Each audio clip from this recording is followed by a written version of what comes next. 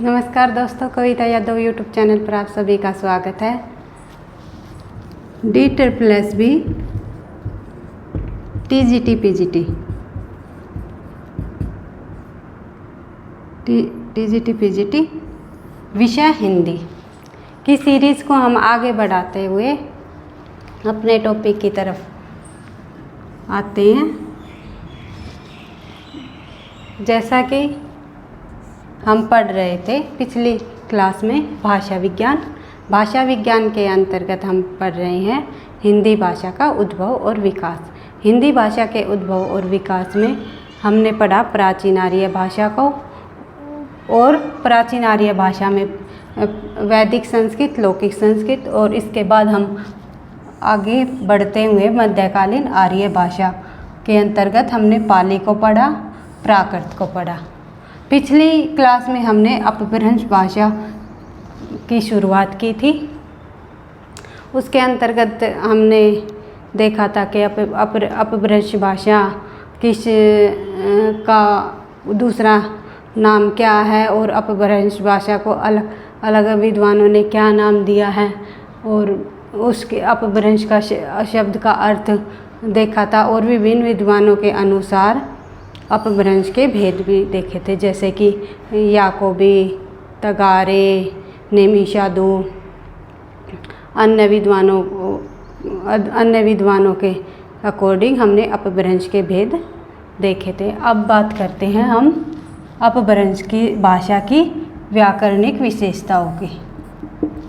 अपभ्रंश भाषा के अंतर्गत हमने उन तथ्यों को पढ़ लिया था जो हमारी परीक्षा में बार बार पूछे गए हैं और मोस्ट इम्पोर्टेंट है, और इनमें से भी व्याकरणिक विशेषताओं में से भी परीक्षा में प्रश्न बन जाते हैं। जैसे कि हमारा फर्स्ट पॉइंट है, अपभ्रंश भाषा में 10 स्वर तथा 30 व्यंजन है। ये पूछ लेंगे अब अपभ्रंश भाषा में कितने स्वर और कितने व्यंजन है। अपभ्रंश भाषा में 10 स्वर और 30 व्यंजन है। जैसे कि पहले पाली में 8 स्वर और 33 व्यंजन होते थे, और प्राकृत में 10 स्वर और 33 व्यंजन। जैसे कि पाली में 8 स्वर 33 व्यंजन, प्राकृत में 10 स्वर 33 व्यंजन। इससे जो पहले की भाषाएं मध्यकालीन आर्य भाषाओं में अपभ्रंश से जो पहले की भाषाएं थी पाली और प्राकृत, उनमें 8 स्वर और 33 व्यंजन थे, और प्राकृत में थे 10 स्वर और 33 व्यंजन। यहाँ पर आकर 10 स्वर और 30 व्यंजन रह गए। ठीक है, इससे आगे अगला पॉइंट देखते हैं हम। ए ओ अपभ्रंश भाषा में नहीं मिलते। जो आई और औ है वो अपभ्रंश भाषा में उनका प्रयोग नहीं होता। जैसे हम किसी शब्द को लेंगे, जैसे हम देखेंगे जिस पे आई की मात्रा लगी हुई हो और औ की मात्रा, बैल। ठीक है, जैसे चौराहा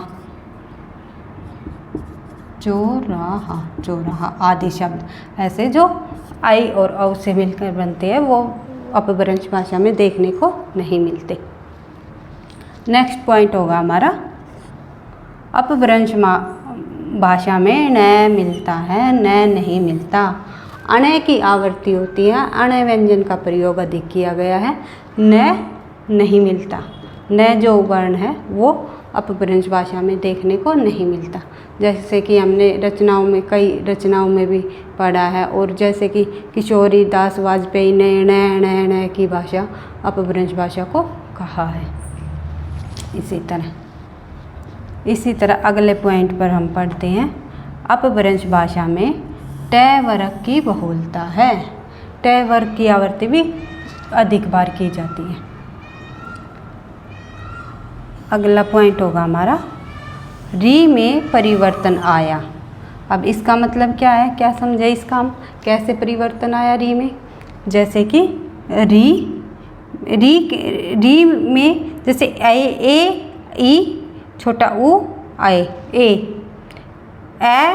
ई ऊ और ए, इन शब्दों री के स्थान पर इन शब्दों का प्रयुक्त होने लगा अधिकतर।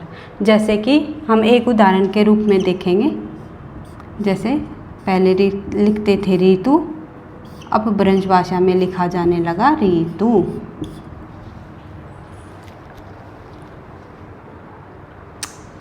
एक उदाहरण और देख लेते हैं हम, जैसे हम री का ही देख लेंगे।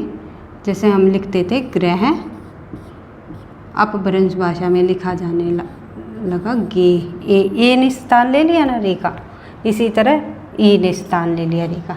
इसी तरह अप ब्रज भाषा में री को ए ई उ ए ने स्थान ले लिया। अगला नेक्स्ट पॉइंट होगा हमारा, अपभ्रंश भाषा में द्वितीयकरण और क्षतिपूर्वक दीर्घीकरण हुआ। ये पॉइंट हमने प्राकृत भाषा में भी पढ़ा था कि प्राकृत भाषा में द्वितीयकरण और क्षतिपूर्वक दीर्घीकरण की शुरुआत हुई थी। उस समय वहाँ पे शुरुआत होनी शुरू हो गई थी, लेकिन अपभ्रंश भाषा में पूरी तरह इसे अपना लिया गया। जैसे उदाहरण के तौर पर हम देखेंगे, अगर हम उदाहरण की बात करें तो द्वितीयकरण में आएगा। जैसे पहले लिखते थे इस तरह शब्द को, एक शब्द को इस तरह लिखते थे अगर दो बार एक ही वर्ण की आवृत्ति हो तो। अब अपभ्रंश भाषा में लिखा जाने लगा बिल्ली। क्षतिपूर्वक दीर्घीकरण, उसका कोई मतलब नुकसान भी ना हो, शब्द कटे भी ना और उसका दीर्घीकरण भी हो जाए।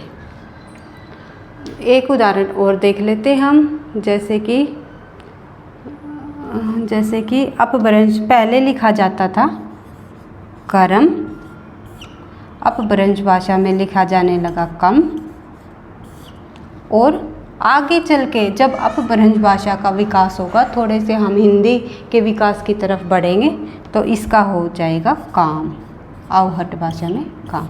इस तरह धीरे धीरे वर्णों की जो स्थितियाँ हैं वे भी बदलती गई और वर्ण भी परिवर्तन होते गए। शब्दों के अर्थ वही रहे, लेकिन लिखने की जो शैली है वो थोड़ी सी बदलती गई। इसी तरह हमारे हिंदी भाषा का विकास होने लगा। उसके बाद हम देखेंगे अगले पॉइंट को, अपभ्रंश भाषा में कड़वक शैली को अपनाया। कड़वक शैली का मतलब 7-2 के 7 चौपाई के बाद 1-2 दोहा। तो इसका मतलब होता है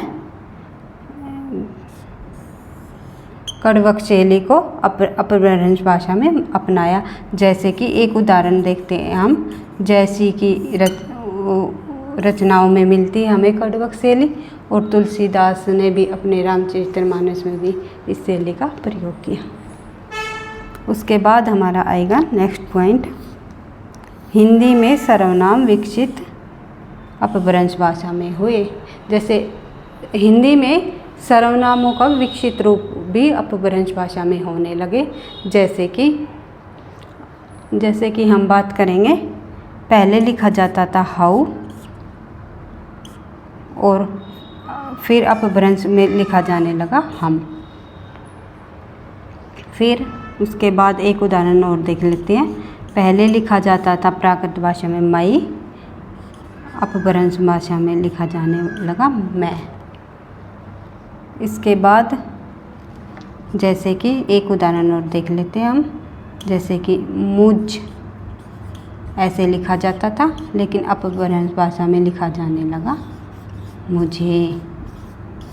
इस तरह अपभ्रंश भाषा में सर्वनाम विकसित होने लगे।